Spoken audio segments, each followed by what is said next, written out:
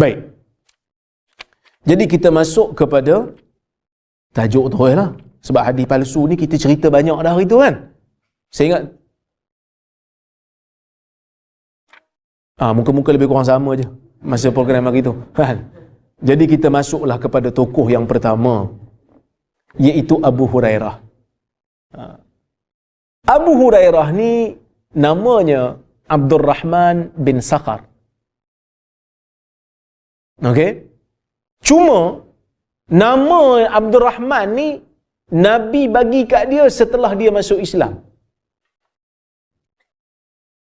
Sebelum dia masuk Islam, ulama berbeza pendapat tentang nama sebenar dia.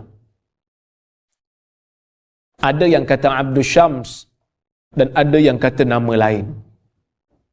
Tapi tak ada masalah kerana nama dia sebelum Islam tu tak penting sebenarnya. Nama dia dalam Islam tu lah yang penting. Nama dia apa tadi? Abdul Rahman bin Sakhar. Pasal apa dia digelar Abu Hurairah? Para ulama kata kerana dia ni suka kucing. Nampak kucing dia akan simpan dalam lengan baju dia. Lengan baju orang zaman dulu dia besar sikit. So boleh letak kucing dalam tu. So dia suka letak kucing dalam baju dia dan dia bawa. Ada yang kata kerana dia suka main kucing pada waktu siang hari. Tapi tak apalah, yang penting dia suka kucing. Maka sebab itu Nabi gelarkan dia dengan gelaran Abu Hurairah, bapa kepada anak kucing. Daripada perkataan hir. Hir tu kucing. Baik. Dia masuk Islam pada tahun ke-7 Hijrah, iaitu sewaktu Nabi SAW perang Khaybar. Baik. Bila dia masuk Islam, Nabi tukar nama dia daripada Abdul Syams, iaitu hamba matahari, kepada Abdul Rahman. Tapi nama bapak dia Nabi tak tukar lah. Sebab bukan bapak dia yang masuk Islam, dia yang masuk Islam. Sebahagian kita ni bila dia masuk Islam, dengan bapak dia pun kita tukar nama. Bin Abdullah, betul? Kurang tepat sikit lah nama dia lah kita tukar. Kalau nama dia, itu pun kalau nama dia tak bagus. Tapi kalau nama dia memang bagus, tak apalah, kekal lah nama tu. Bukan semua orang yang masuk Islam Nabi tukar nama. Nama yang tak bagus, nama yang mengandungi syirik je. Sebab ni Abdul Syams, hamba matahari, tukar. Yang nama syirik kan? Tukar jadi hamba Rahman, iaitu hamba Allah. Nama ayah dia kekal lah. Kerana ayah dia bukan Islam. Kita kadang-kadang bila mu'alaf masuk Islam kan, dengan nama ayah kita tukar kan, bin Abdullah. Bapak dia pun terkejut, ni siapa Abdullah? Bapak baru juga. Macam kurang tepat sikit lah bagi saya kan. Baik.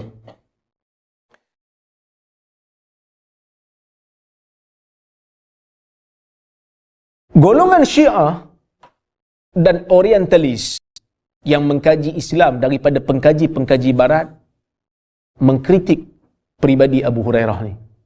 Ada yang kata Abu Hurairah ni macam mana boleh hafal hadis banyak? Dia masuk Islam tahun ke-7. Nabi wafat bila? Nabi wafat tahun ke berapa? Tahun ke-11. So 4 tahun je dengan Nabi. Tak sampai 4 tahun pun Nabi wafat Nabi wafat tahun ke-11 tu bulan berapa? Rabiul Awal kan? Awal. Muharram, Safar, Rabiul Awal. Tak sampai 4 tahun pun. Jadi macam mana dia boleh banyak hadis berbanding sahabat-sahabat yang lain? So dia orang pertikaikan Abu Hurairah. Ada yang kata Abu Hurairah ni bukan kata dipertikaikan oleh orang zaman ni. Oleh orang zaman sahabat Nabi pun ada yang pertikaikan Abu Hurairah ni sebab banyak sangat baca hadis. Kita akan tengok satu persatu. Pertama, terdapat sebuah hadis yang menyebutkan peristiwa dialog antara Aisyah dan Abu Hurairah.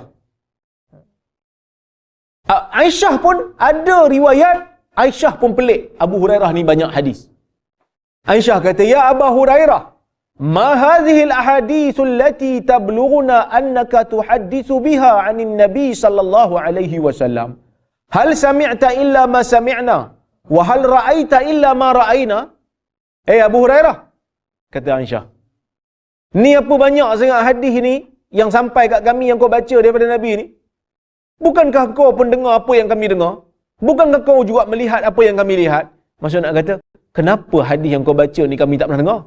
Kenapa hadis yang kau bagi tahu tentang Nabi kami tak pernah tengok pun Nabi buat?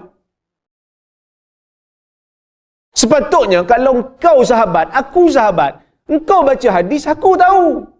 Sebab kita sama-sama sahabat kan? Takkanlah kau dengar benda yang aku tak dengar. Engkau tengok Nabi buat benda yang aku tak tengok. So Aisyah ni dia macam garang sikit lah kan? Dia tadi cakap dengan anak dia kan? Ummul Mukminin kan? Aisyah Ummul Mukminin, mak kepada ibu orang beriman. Jadi Abu Hurairah pun jawab. Abu Hurairah kata, ni kisah ni diriwayatkan oleh Al-Hakim dalam Mustadrak dia. Dan disahihkan oleh Al-Hakim dan dipersetujui oleh Al-Zahabi. Abu Hurairah pun jawab lah, mak kan? Mak ni kena jawab lah lembut-lembut sikit. Dia kata, ya ummah,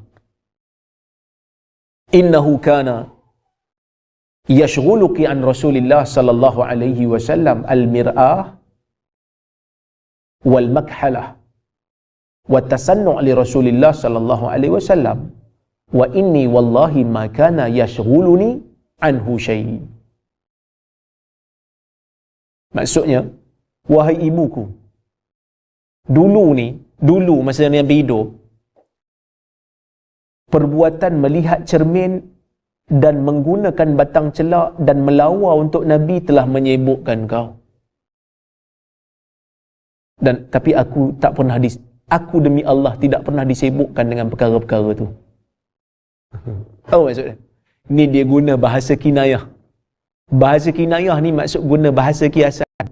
Orang bercakap dengan kita, kita sambil tengok jam. Maksudnya, bila nak habis? Betul tak? Kan? Abu Hurairah bila Aisyah duk tanya, siapa banyak macam hadis ni? Kami tak pernah dengar apa hadis macam. Kami tak pernah tengok pun Nabi buat macam mana yang cerita. Abu Hurairah kata, ya ummah, wahai ibuku. Wahai ibu. Masa Nabi hidup, engkau sibuk. Sibuk tengok cermin. Sibuk dengan batang celak. Sibuk melawar untuk Nabi. Mana nak dengar hadis? Sibuk melawar je. Dia kan isteri Nabi. So dia sibuklah melawarkan diri untuk Nabi.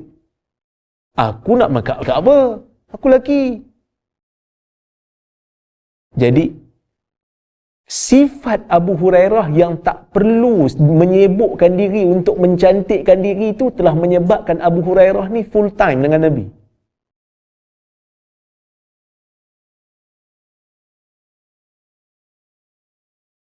Boleh faham? Dia full time dengan Nabi, duduk di mana Nabi ada. Maka sebab itu, ada riwayat yang lain. Tengok riwayat nombor 2. Pernah satu hari, Abu Hurairah sendiri mengatakan kegusaran orang ramai terhadap periwayatannya. Beliau berkata, Inna nas yaqulun aktsara Abu Hurairah walaula ayatan fi kitabillah ma haddastu haditha. Riwayat ni dibawakan oleh Al-Baihaqi dalam Madkhal ila Sunan. Sesungguhnya manusia mengatakan Abu Hurairah telah banyak membacakan hadis. Kalau tidak kerana 2 ayat dalam kitab Allah, maka aku tak akan baca satu hadis pun. Hadis ayat Quran yang mencela orang yang menyembunyikan kebenaran setelah dia tahu. Dan Abu Hurairah sendiri beritahu. Dia kata, Inna ikhwanana minal muhajirin kana yashghaluhum as-safq bil aswaq wa inna ikhwanana minal ansar kana yashghuluhumul amal fi amwalihim wa inna Abu Hurairah kana yalzamu Rasulullah SAW bi shiba'i batnih wa yahduru ma la yahdurun wa yahfadhu ma la yahfadhun. Ini disebut oleh Imam Bukhari dalam sahihnya. Abu Hurairah sendiri bagi kita, Abu Hurairah kata, sesungguhnya saudara-saudara kita daripada kalangan orang-orang muhajirin, mereka telah sibuk masa zaman Nabi hidup, dia orang ni sibuk niaga dekat pasar. Di kalangan orang Ansar pula sibuk kerja kat kebun tamar. Tapi Abu Hurairah sentiasa melazimi Nabi dan mengharapkan dan merasa cukup dengan bekalan makanan sedikit yang ada pada dia. Dan Abu Hurairah hadir majlis Nabi yang mana mereka tidak hadir. Dan Abu Hurairah menghafal apa yang mereka lain tidak hafal. 4 tahun kalau full time dengan Nabi, takkan tak boleh jadi hebat. Kita tak ada apa-apa, datang UPSI 4 tahun, keluar pada UPSI, lain tak sebelum kita masuk dulu? Lain tak? Lain. Lain. Kita rasa, saya pun sama, pergi Jordan 4 tahun buat degree. Sebelum masuk universiti di Jordan tu, bahasa Arab pun merangkak-rangkak. Nak baca kitab Arab pun pening. Satu muka surat duk tengok, buka kamu, tengok, buka kamu, tengok, buka kamu, tak jumpa perkataan. Apa benda perkataan ni? Nak tanya Arab, kita pun tak tahu macam mana nak tanya. Nak tanya pun tak tahu macam mana nak dapat jawapan. Tapi lepas 4 tahun, alhamdulillah, boleh baca kitab Arab. Kan? Tu belajar dengan manusia. Ni belajar dengan Nabi. Takkan belajar dengan Nabi tak bagus. Dia full time. Yang ketiga, Abu Hurairah pernah mendapat doa daripada Nabi. Abu Hurairah dia pernah mengadu dekat Nabi. Dia kata, aku hafal, aku lupa. Aku hafal, aku lupa. Maka Abu Hurairah pun bertemu dengan Nabi. Dia kata, ya Rasulullah, inni asma'u minka hadithan kathira ansah. Dia kata, ya Rasulullah, aku mendengar daripada engkau ni hadis yang banyak, tapi aku lupa. Nabi kata pada Abu Hurairah, ubsut rida'ak. Bentangkan selendang kamu, wahai Abu Hurairah. Rida' ni selendang. Orang zaman dulu pakai sebab ada macam-macam kegunaan lah selendang tu. Selendang yang dia duk pakai dekat bahu tu kan. Zaman dulu memang pakai, Nabi pun pakai. Sebab negara panas kan. Jadi bila berpeluh boleh lap. Negara berdebu, bila berdebu musafir boleh tutup muka supaya tak kena debu. Tapi bukanlah rida' tu mesti letak je atas bahu sambil apa, siap pin lagi. Tak ada lah. Ada waktu Nabi letak dekat atas bahu, ada waktu Nabi letak atas kepala, ada waktu Nabi tutup muka, ada waktu Nabi letak di antara dua tengkuk dia, apa ni, dia letak di kawasan tengkuk. Sehingga ada kan, ada datang pemuda yang datang cekik Nabi pakai selendang. Jadi itu untuk kegunaan. Adakah benda tu dituntut? Tidaklah dituntut. Tapi kalau orang nak pakai kerana dia kata Nabi pakai, dapatlah pahala atas niat tu. Tapi Islam ni dia bukan datang nak bawa fashion. Dia datang nak bawa manhaj. Dia datang nak bawa metod kita beragama. Dia bukan nak bawa fashion. Fashion ni kita terbuka lah. Datang pakai baju Melayu, pakai jubah, pakai baju kurung. Terpulang lah. Ikut kesesuaian lah. Kan? Jadi kadang-kadang kita ni macam tu lah. Kita salah cara fikir. Benda yang Nabi tak tuntut, yang tu lah kita bertahan kan. Serban tu betul lah Nabi pakai. Tapi bukan satu tuntutan.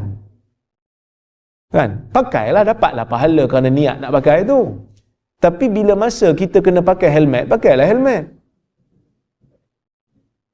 Bila perlu kan, kerajaan kata kita nak selamatkan orang rakyat-rakyat kita ni, pergi pakai helmet. Pakailah helmet.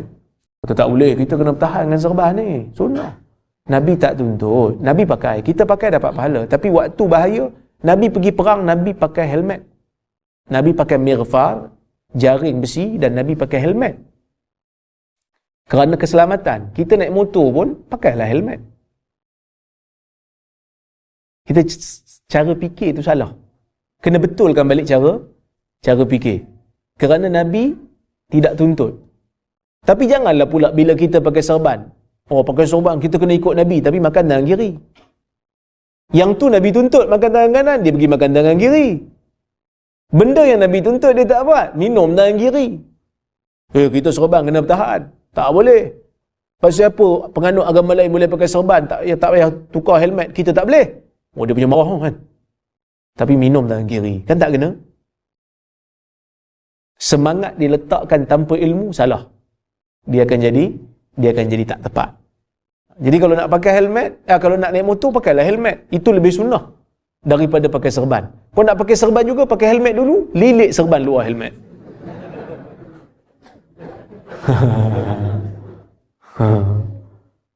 Maka Nabi kata dekat Abu Hurairah, bentangkan selendangmu. Maka aku pun bentangkan, kata Abu Hurairah. Fagharafa biyadaihi thumma qala dhummahu. Maka Nabi pun ambil selendang tu, Nabi kata kat dia, ambil selendang ni letakkan di dadamu. Peluk dia.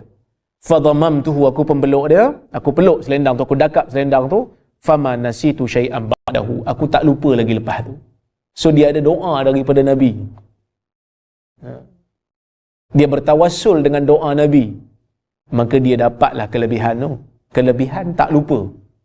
Yang keempat, sebab Abu Hurairah ni banyak hadis, Abu Hurairah tidak disibukkan dengan pelbagai tugas lain setelah kewafatan Rasulullah sehingga membuka peluang kepadanya untuk menuntut ilmu lagi. Dia tak sibuk dengan benda-benda urusan-urusan lain. Dia sibuk dengan ilmu. Jadi sebab itu lepas Nabi wafat, dia boleh belajar dengan sahabat-sahabat lain. Dia dengar daripada sahabat-sahabat yang lama dengan Nabi. So hadis yang Abu Hurairah dengar ni sebahagiannya dia dengar daripada sahabat lain. Jadi masalah ke dengar daripada sahabat lain? Tak jadi masalah. Walaupun Abu Hurairah tak bagi tahu kat kita daripada sahabat mana yang dia dengar, tak ada masalah. Kerana sahabat di sisi ahli sunnah kesemuanya udul, kesemuanya adil. Itu yang apa ni, yang seterusnya lah. Baik. Jadi sebab itu Ali bin Madini dia sebut, bila zaman kemudian daripada zaman sahabat ni, zaman Nabi ni yang rencam ni, Ali bin Madini sebut, dia kata apa? Inni la arju anna ta'wila hadzal hadis antum li anna tujar qad shaghalu anfusahum bitijarat wa ahla san'ah qad shaghalu anfusahum bisina'at wal mamluk wal muluk qad shaghalu anfusahum bil mamlakah wa antum tuhyuna sunnatan nabi sallallahu alaihi wasallam. Dia ada satu hadis Nabi sebut tentang, Nabi kata, yahmilu hadzal ilm min kulli khalafin uduluh yanfuna anhu tahrifal ghalin wa ta'wil al jahilin wa intihal al mubtilin wa ta'wil al jahilin. Ilmu ini, ilmu agama ini akan dibawa bagi setiap generasi oleh orang-orang yang adil, yang baik di kalangan mereka. Maksud Nabi nak kata setiap zaman akan ada orang bawa ilmu agama ni dengan baik. Orang tu orang baik-baik, orang yang ikhlas, orang yang tak peduli orang nak kata apa, orang yang nak jaga ketulinan agama. Nabi kata, apa tugas mereka setelah mereka membawa agama? Yanfuna anhu tahrifal ghalin. Mereka akan membersihkan daripada agama ini penyelewengan orang-orang yang melampau dalam agama. Kerana orang ada manusia yang beragama tapi melampau, mereka akan buat penyelewengan. Wantihal al-mubtilin, dan ibadat-ibadat orang yang nak membatalkan agama. Dia kata dia ibadat, tapi sebenarnya dia nak membatalkan agama. Saya ni solat niat aja, saya dah sampai martabat yakin, tak perlu solat dah. Wa ta'wil al-jahilin, dan takwilan orang-orang jahil. So tugas-tugas mereka ini bersihkan agama daripada tiga bentuk ni. Tapi Nabi tak kata pula apa ni orang pelaku maksiat kan? Pasal tak? Nabi tak kata pasal pelaku maksiat, pasal tak?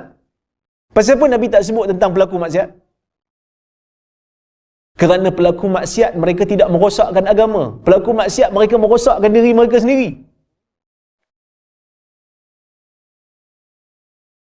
Orang Islam duduk dalam negara Islam, ada ilmu asas tentang fardu ain.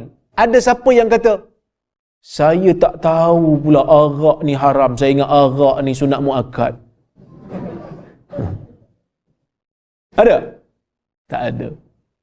Jadi kalau dia nampak orang minum arak, adakah dengan dia minum arak, adakah dengan dia minum arak agama kita akan jadi terancam? Tak. Dia siapa? Dia hanya membinasakan diri dia. Agama tak terancam. Tapi bila datang satu orang berpakaian seperti pakaian orang-orang agama, serbannya seperti serban orang-orang beragama, janggutnya seperti janggut orang agama, buka mulut merapu tentang agama, orang ingat ni agama. Orang ingat ni agama. Maka sebab itu Nabi kata, tugas orang-orang di akhir zaman ni, selain daripada dakwah kepada orang yang tak nak pada agama kembali pada agama, tugas mereka yang lain adalah bersihkan agama daripada benda yang bukan daripada agama, tapi cuba untuk dilekatkan pada agama. Boleh faham? Sebab tu kadang-kadang orang tanya kan, dia kata ustaz ni, kalau pasal ustaz lain laju tegur. Pasal LGBT pasal apa tak tegur? Saya ingat LGBT ni siapa yang tak tahu ia haram? Siapa yang tak tahu LGBT haram? Cuba angkat tangan. Kata saya tak tahulah lesbian dengan gay ni, saya ingat sunnah. Kalau ada tu kena lempang laju-laju kiri kanan. Tak ada. Sepakat orang yang ada pengetahuan agama walaupun sikit akan kata perbuatan ini adalah haram.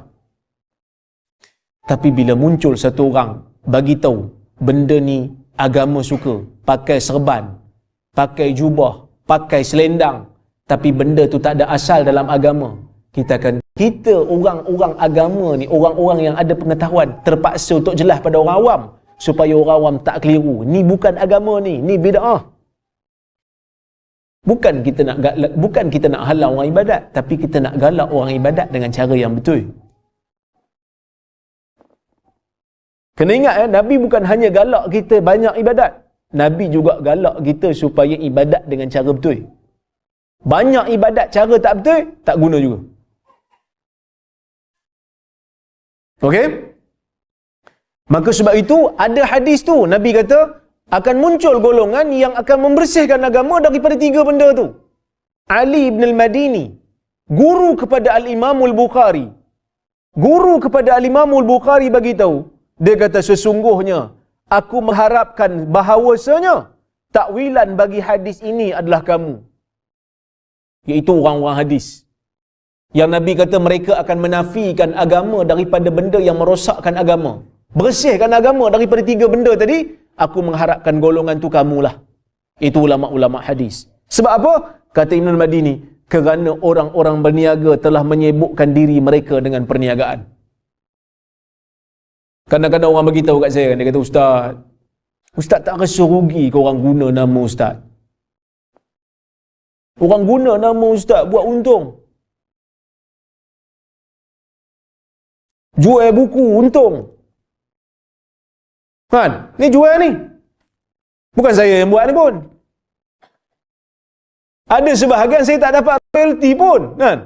Ni bocor rahsia kan. Saya bukan minta, saya tak minta. Saya tak minta.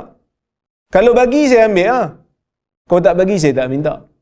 Kerana saya tahu orang berniaga ni dia terpaksalah berniaga. Dan kalau saya sibuk nak berniaga, saya pula tak ada masa nak buat kerja ilmu-ilmu agama ni. Biarlah orang berniaga pergi berniaga. Kerana dia pun buat kerja fardu kifayah juga. Jadi orang berniaga jangan lupa 10%. Yang kita ni pun buat kerja fardu kifayah juga. Jadi kita kena jadikan diri kita ni belah mana? Nak jadi ilmuwan? Kena jadi ilmuwan yang fokus pada ilmu. Kerja-kerja bisnes ni kalau nak buat pun sikit-sikit sudah, tapi jangan sibukkan diri sehingga tak ada masa dengan ilmu. Orang yang pakar membuat sesuatu, maksudnya pembuatan, orang yang berada di industri pembuatan, mereka telah menyibukkan diri mereka dengan pembuatan.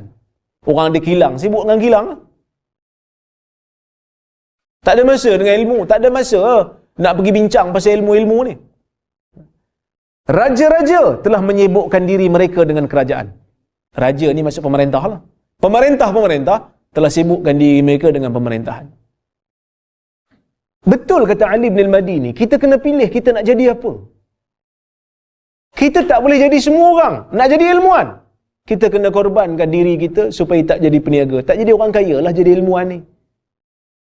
Jadi orang berilmu ni, yang kerja dia dengan ilmu, dia tak kaya. Kau nak jadi orang kaya pergi peniaga. Ataupun jadi orang politik. Itu pun kalau tak kena tangkap lah, kan? Pemerintah sibukkan diri mereka dengan pemerintahan.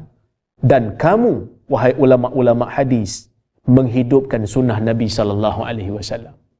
Maka dengan hidupnya sunnah Nabi, kebatilan akan lenyap. Kebatilan akan lenyap. Maka sebab itu Abu Hurairah terlibat dengan kerja-kerja ilmu, tidak ada kaitan dengan politik. Dia kalau ada politik pun dia sekejap je. Dia pernah dilantik menjadi wakil kepada Umar, wakil kerajaan, menjadi gubernur di Bahrain, Abu Hurairah sekejap. Dan menjadi imam salat. Tetapi beliau dipecat selepas itu oleh Umar kerana Umar ragu dia ni ada harta. Zaman Umar ni kalau dia punya gubernur tengok Umar tengok ada harta, Umar pelik. Umar akan pecat dulu. Siasat kemudian. Umar style macam tu. Ada keraguan, pecat dulu. Siasat kemudian. Kerana Umar tak nak gubernur-gubernur dia terpalit. Dia tak nak pemerintahan dia terpalit dengan kritikan orang. Umar memanggilku. Umar kata, ini Abu Hurairah cerita. Dia kata, ya adu Allah wa adu al-Islam, khuntama Allah. Wahai musuh Allah dan musuh Islam, engkau telah mengkhianati harta Allah. Dia harta awam ni tak boleh buat macam harta sendiri. Nak pergi repair rumah, pakai duit sendiri. Tak boleh pakai duit awam. Robin Hood tu salah. Walaupun dia tolong orang pakai duit sendiri. Bukan pakai duit orang. Jadi Umar duk sangka dia ambil harta awam. Lepas tu Abu Hurairah kata, lastu aduwallah wala aduwal Islam. Abu Hurairah kata, aku bukan musuh Allah, aku bukan musuh Islam. Tapi aku adalah musuh kepada orang yang memusuhi Allah dan memusuhi Islam. Aku tidak mengkhianati harta Allah. Harta Allah maksud harta awam lah. Tetapi harta yang aku dapat ni, harta jualan unta aku. Dan saham yang aku dapat, harta yang aku kumpulkan daripada harta rampasan perang. Lepas pada tu Umar siasat. Umar tengok, betul lah tu harta dia. Umar nak lantik Abu Hurairah lagi. Dia kata, jadi gubernur balik. Abu Hurairah kata, aku tak mau. Aku tak mau. Umar pun kata, walima waqad sa'ala Yusuf al-amal wa kana khairan mink.